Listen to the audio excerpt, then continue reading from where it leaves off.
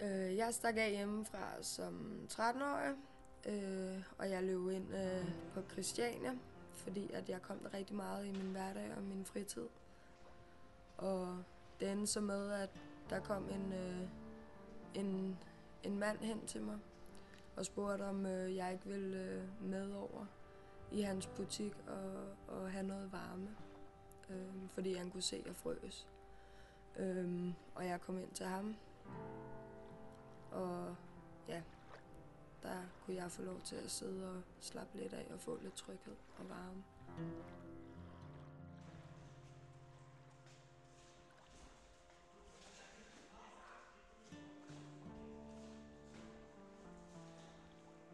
De 2 første dage, de var meget angstprovokerende og meget voldsomme tankemæssigt, da jeg hele tiden var meget bange for, at han faktisk skulle voldtage mig, eller om han havde tænkt sig at gøre noget. Jeg ventede ud over brud de 2 dage på, at han ville komme og gøre noget ondt ved mig, men det gjorde han ikke. Tværtimod så gav han mig utrolig meget kærlighed, og han involverede mig i hele hans familie. Så jeg bare til sidst blev en del af dem og blev en del af deres familie.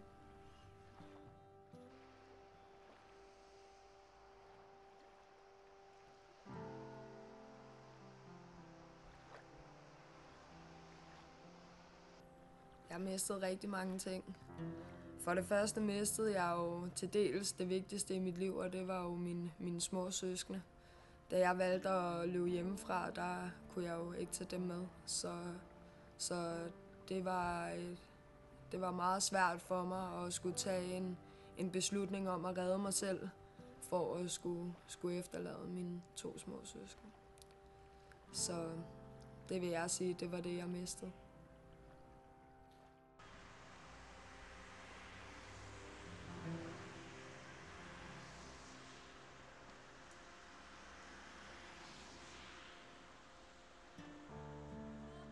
Det man har brug for som ung, og man lige pludselig står på gaden, der har du brug for et sted, du kan gå hen. Et sted, du ved, der er trygt, og et sted, hvor du ved, at der er nogle voksne, kærlige mennesker, som vil dig det bedste og er der for dig.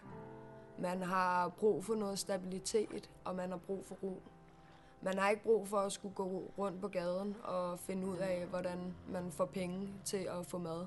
Man har ikke brug for at skulle finde ud af, om man skal tage hen på et eller andet herberg fyldt med voksne, mere udsatte. Man har ikke brug for alle de problematikker, som den situation fører med automatisk. Der har man brug for kærlighed.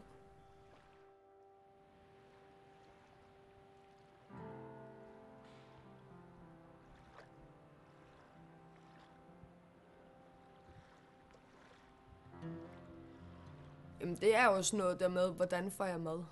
Ja. Altså, det er jo nærmest det mest. Altså, jeg har mødt piger på 13 år, som går og tigger hele dagen, bare for at have en 10'er til en cheeseburger om aftenen. Så det er jo de der, altså, det er jo helt basale ting.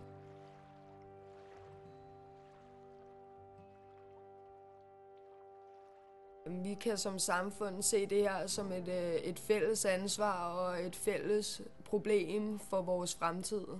Vi skal begynde at anerkende, at vi som samfund ikke er skide gode til at tage vare på de udsatte. Og bare fordi, at du kommer fra en udsat baggrund og har nogle problematikker og svære ved tingene, end normale mennesker har, så skal det sgu ikke give dig endnu større udfordringer med på vejen. Så det vi skal gøre som samfund, det er, at vi skal nå til et punkt, hvor at vi har et større hjerte og en dybere forståelse for, at udsatte børn, unge og voksne, de kræver mere tid.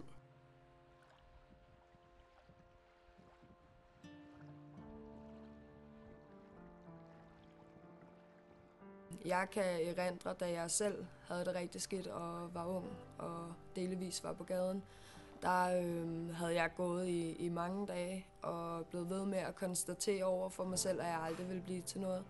At det her ville være mit liv resten af livet, og hvis jeg ikke ville dø, så ville jeg ende på gaden, eller så ville jeg ende i spjældet.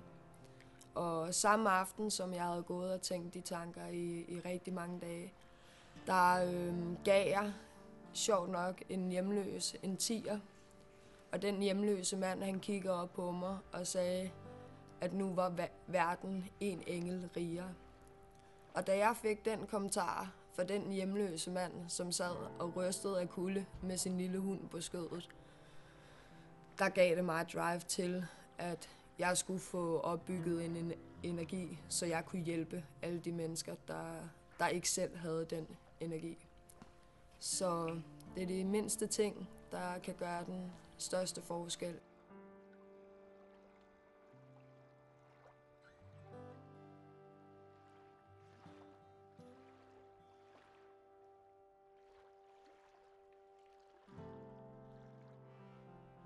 Om du har nogle aspekter, som går ud over det normale, eller du ikke er ligesom de andre søde piger i klassen, så er du stadigvæk speciel og unik på din måde.